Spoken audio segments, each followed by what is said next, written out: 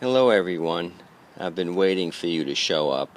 I want to show you these two mowers I got yesterday from one of my scrapper guys. This Troy-Bilt, I took the air cover cleaner off, sprayed some carb cleaner in. It does fire off with a couple of squirts, so that's going to need a carburetor cleaning. I do have a backup carburetor for this Briggs style side draft, so if I can't clean this one up, I have a backup to use. But I think the real issue was this rear drive tire. This is the way I got it without the back drive tire here, and I can see what the issue was. This bushing actually goes inside of the plastic wheel and is pressed on into the plastic.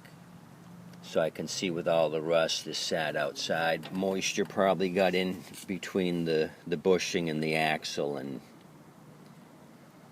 and caused this bushing to freeze up. And when he went to put it in drive, it wasn't going to go anywhere. So I dug up a couple of drive wheels to show you. You can actually see the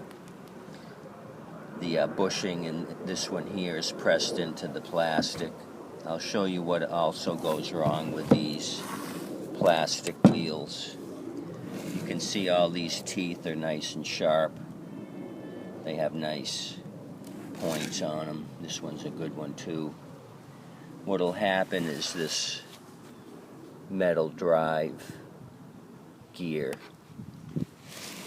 over time will wear out the plastic teeth and flatten these down, and so this will just start spinning and not move the wheel.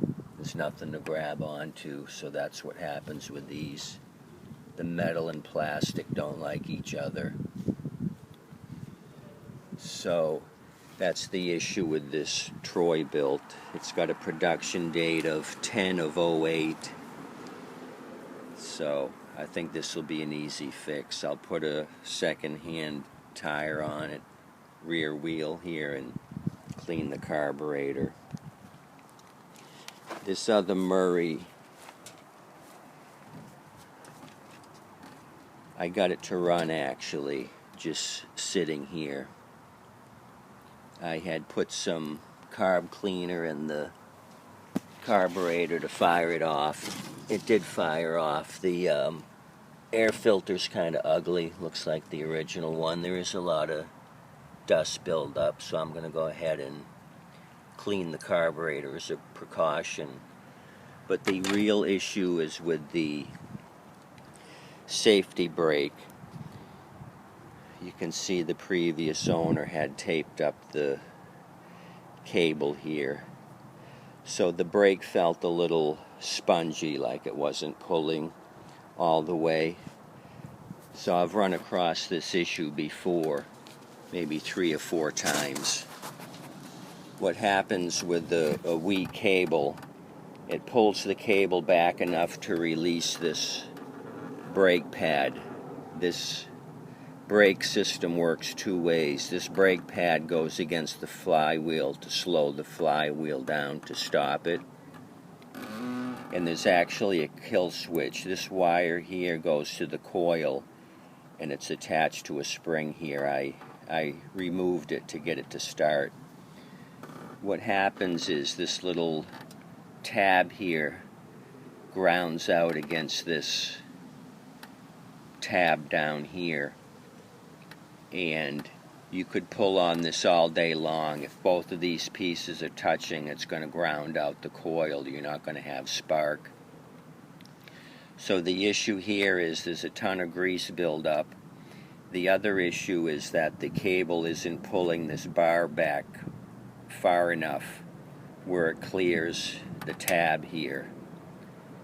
So a new brake cable here will pull this further back and open up this tab so it'll start. Otherwise you'll pull on this all day long and it's not going to do anything because it kills the coil. So to test start it, I removed the coil wire, and it fired off right away and ran on its own.